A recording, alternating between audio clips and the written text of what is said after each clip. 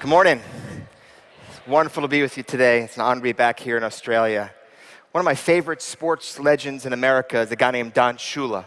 Don Shula was the coach of the Miami Dolphins years ago in the 1970s. He had an undefeated season, a tremendous success, very popular sports figure here in the United States of America. When Shula was the coach of the Miami Dolphins, he couldn't go anywhere in Miami without people going up to him, wanting his autograph, want to take his picture, want to talk about Sunday's football game. And Don Shula was relatively kind of a quiet guy and didn't really like all the fanfare. Didn't like all the autographs and the photographers and the media. So he convinced his wife that during the off season, they wanted to buy a little log cabin in upstate New Hampshire just to get away from all the people in Miami, get away from all the fans. So Mrs. Shula finds this little log cabin in this little town of New Hampshire, about a couple hundred people in this little town, small town.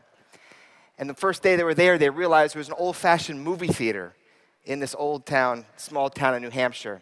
So they decided to go to the movies. You know those old-fashioned movie theaters with one screen and old-fashioned popcorn machines? So they walked in, they bought their tickets, they bought their popcorn, and Mr. and Mrs. Shula walk into the movie theater. There was a handful of people in the movie theater. And as soon as the people saw Mr. and Mrs. Shula walk in the movie theater, everyone in the movie theater stood up and started clapping and giving him a standing ovation. And Shula walks down the aisle and whispers to his wife and says, "I can't even go in the middle of New Hampshire without people know who I am and recognizing me." And Shula's wife says, "Calm down, Don, just watch the movie." So Mr. Shula watched the movie. And the movie was a very moving, very compelling movie. So when he was walking out of the movie theater, he starts talking to some of the locals about how wonderful this movie was. And Mr. Shula realizes that these people he's talking to have absolutely no idea who he is. So he goes up to the old guy that he was sitting next to in the movie theater and says, "Sir, do you know who I am?" And the old guy said, "No, sir, I have absolutely no idea who you are." And Shula says, "Well, why did you give my wife and I a standing ovation when we walked in the movie theater?" And the old guy said, "Well, sir, there was only 8 people in the movie theater. We don't actually start the movie till the 10th person shows up. So all this very excited when he walked in." Oh, I love that story. And Shula does a better job telling that story. But that story truly is about humility. And in my opinion, leadership always starts with humility. I guarantee you I'm the first New York Times bestselling author that had a hard time graduating high school. I'm dyslexic, and I struggled academically. Ever since I was a little kid, I couldn't read. I had a hard time reading. And even when I went to high school and I watched my friends graduate high school, and my friends graduate high school magna cum laude and summa cum laude, and I graduated high school, thank God almighty, cum laude. I mean, I was barely graduated. Graduated with a 2.0 GPA, the bottom of my class, average grades, tough time in school. But something happened to me when I was 15 years old, back in 1985, in Suffern High School, upstate New York, is I got involved with Rotary. And a guy named Tom France nominated me to join RILA, Rotary Youth Leadership Academy. I never heard of Rotary, never heard of RILA, but it was the first time I ever got picked for anything, so I went. It was an incredible week. I'll never forget Tom France. He was the district governor of Rotary at the time. He picked me up at my house, and he drove me to RILA. And on the way there, I'm talking to this man, and he was such a warm, jolly man. He was a thin Santa Claus with rosy cheeks. He had red socks, this jolly man, and he spoke about how much he loves Rotary. "What is Rotary?" he said. He tells me words about humanitarian and service above self and global ambassadorship. And he's talking all about how Rotary's changed the world, and this week's going to be really big for you. So I got dropped off at this Rotary camp. I was 15 years old, the first time going away to a sleepover camp. It was an incredible experience. It was the first time in my high school career that people didn't see my dyslexia. They didn't know my grades. They didn't know my SAT. They didn't know how much I struggled academically. They just saw my leadership ability. It was an incredible week. And at the end of the week at RILA, Tom France, the district governor, was the keynote speaker. And he spoke to the 125 RILA participants. I'll never forget what he said. He said this 30 years ago, and I remember this like it was yesterday. He looked at the group of young people that just finished this week-long academy and said, "Boys and girls, there's 3 types of people in the world. 3 types of people, only 3 types of people.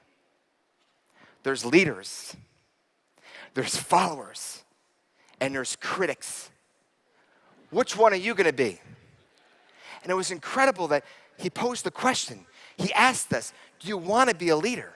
Because leadership is a choice. And at 15 years old, hearing this for the first time, it changed my heart. I decided that day on July 15th, 1985, at the graduating closing ceremonies of R.I.C, that I was going to choose to be a leader. Thanks. I went back to high school, a junior now, 16 years old, and a changed person. I saw leadership differently. I saw leadership as a choice.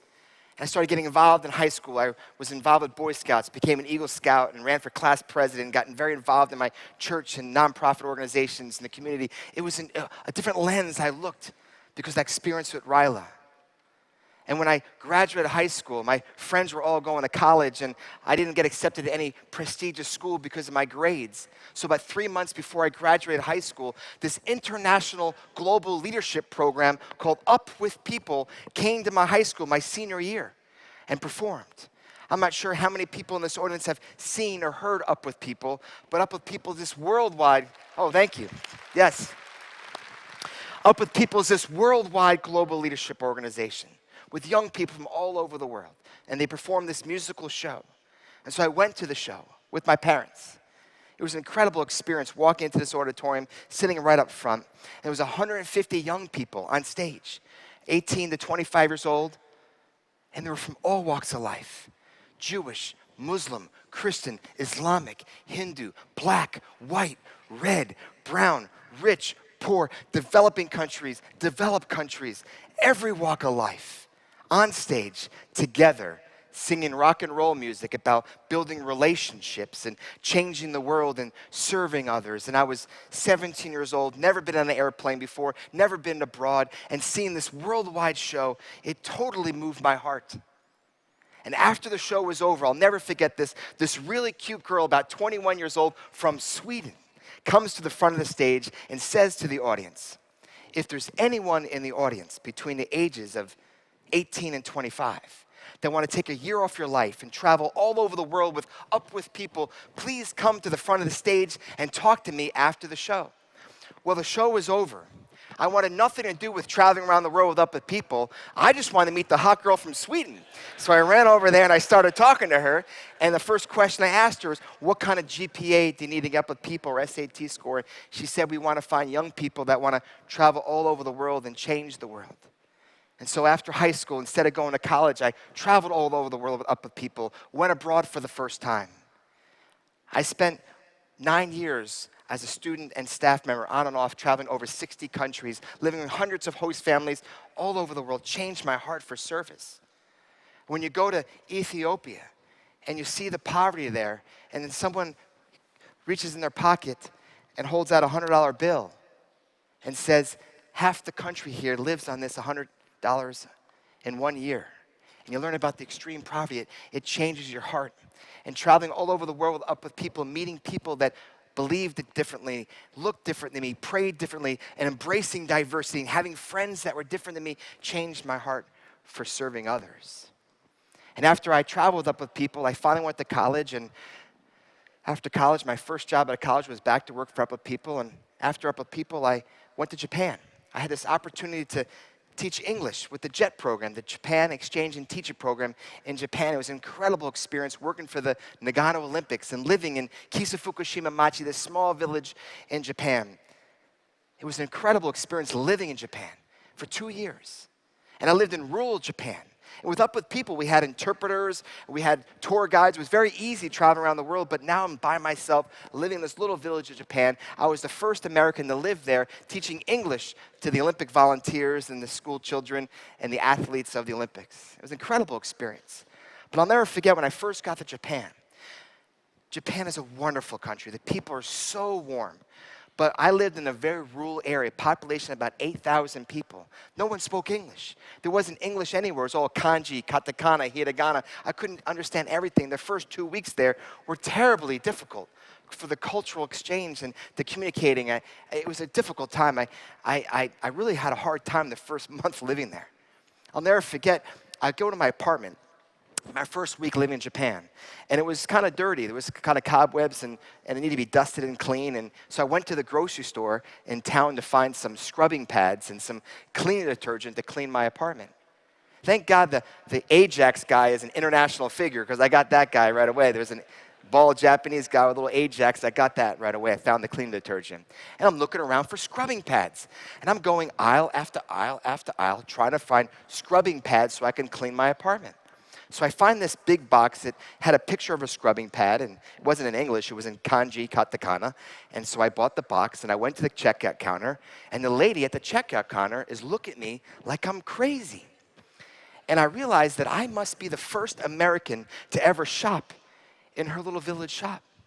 So I bought the scrubbing pads, and I bought the detergent, and I walk up to my apartment, and I get a big bucket of hot water, and I pour the Ajax in there, and I open up the scrubbing pads and find that I didn't buy scrubbing pads. I bought maxi pads. And now I know why the lady at the checkout counter is looking at me like I'm crazy. I'm buying maxi pads. I was so embarrassed to return those things. I washed my entire apartment with those maxi pads. It's incredible the amount of moisture those things absorb. And you can clean. It's unbelievable. Anyway, I have story after story after story after story of the first 2 or 3 months living in Kisa, Fukushima. The Japanese people were so wonderful, but I kept on flip-flopping and making all these cultural mistakes. But it was an incredible experience living there, and I loved the Japanese people.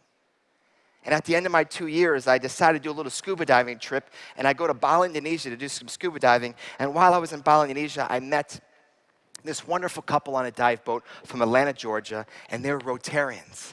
I told them all about my experience being a R.I.C student 25 years before, and told them all about Tom France and the wonderful people in my life that shaped my heart for Rotary. And she said on the dive boat, there's this amazing scholarship called the Rotary Ambassadorial Scholarship. You should apply. And so I did that. I went back to Japan. I applied for the Rotary Ambassadorial Scholarship. Suffern, New York Rotary Club in upstate New York, and Tom France nominated me, and I was honored to be selected. I chose to go to Australia to get my MBA as a Rotary Scholar and lived in the Gold Coast and attended Bond University for a year and a half.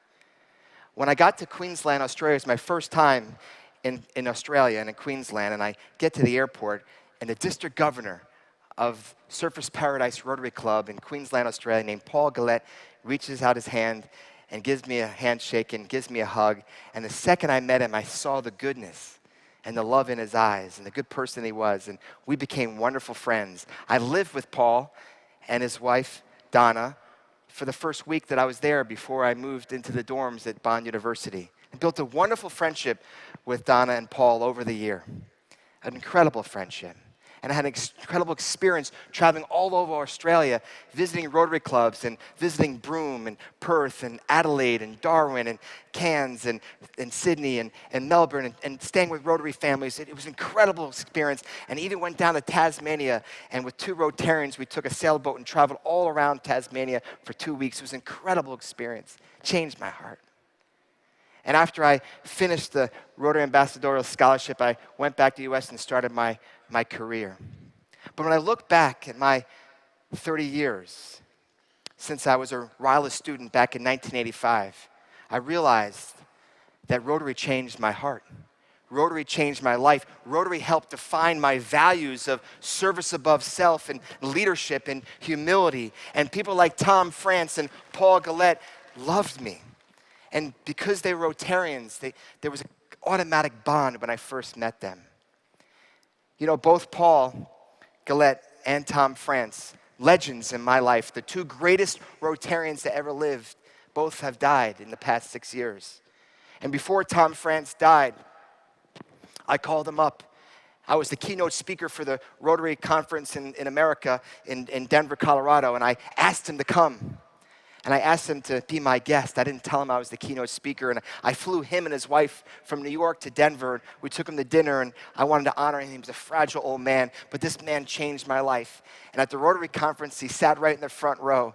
And I shared with 350 Rotarians the story that I shared with you, that when I went to R.I.C 30 years before, this man drove me there and told me about leadership. And he challenged me that there was 3 types of people in the world: leaders, followers, and critics. And because this man, Tom France, my life was changed.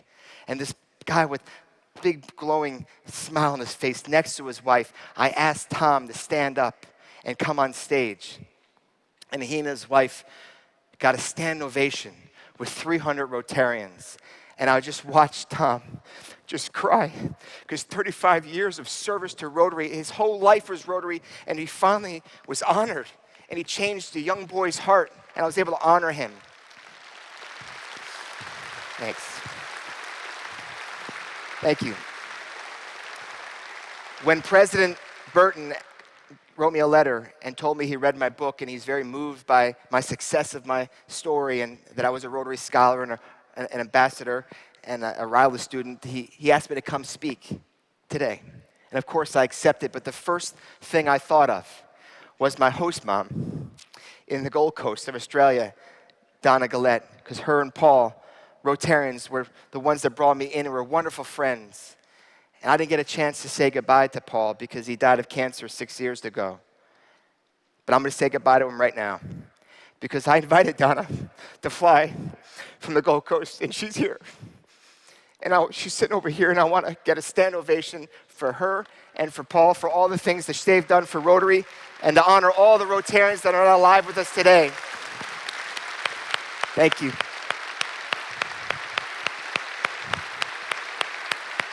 Thanks, Donna. Thank you. Thank you. Thank you. When I got picked up yesterday at the airport, Brian King, a wonderful Rotarian and a staff at corporate headquarters and in charge of alumni relations. And I was talking about Rotary. He's been working for Rotary for 12 years. Why do you work for Rotary? He says, Rotary's incredible. It's all about relationships, he said. And I said, you're right. What I realized that Rotary is not just an international organization. Paul Harris didn't found this organization over 100 years ago. We don't have 1.2 million members in 200 countries and geographic regions to build a worldwide organization. He built a movement of people that want to build genuine, heartfelt, real serving relationships with each other. Rotary is working. RILA, Rotary Youth Leadership Academy, is working. The Rotary Ambassadorial Scholarship is working. Interact is working. Rotary Act is working. I was a participant in all those organizations, and it changed my life. And I'm here to say on stage, thank you. Thank you for teaching me the values of Rotary at a young age. And I promise I'm going to spend the rest of my life living them. Thank you so much, and God bless. Thank you. Thank you.